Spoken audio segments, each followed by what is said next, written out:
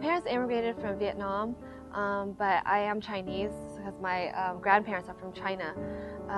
So, I was my first generation born here, and having not known the hardships that my parents really went through, I really didn't value a lot of the opportunity that came my way.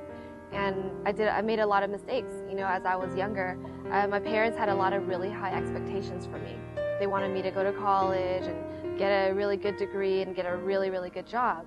And even though now the sound of that doesn't sound so appealing, but at that point I really thought that was really hard to do because I couldn't find passion in school. I wasn't fascinated in the subjects that they were teaching. I wasn't fascinated in the way that I was being taught. So I lost a lot of interest, and I kept forcing myself to do something I didn't want to do.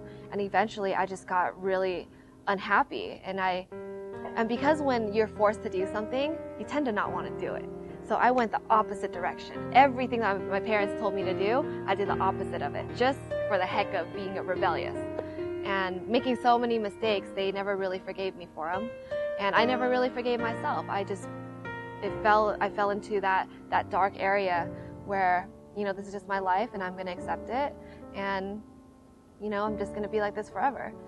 It was a really dark time in my life. And I just felt there was no way out, really, at that point. I honestly did not doubt the company, but I did doubt myself. And at that point, I felt that I wasn't capable of doing something like this. But, because she was my friend, a lot of pressure went on, and, all my friends ganged up on me, and eventually I'm like, all right, fine, I'll do it for you. And that's exactly how I started. I felt that I was doing this business for my friend, but really not for myself.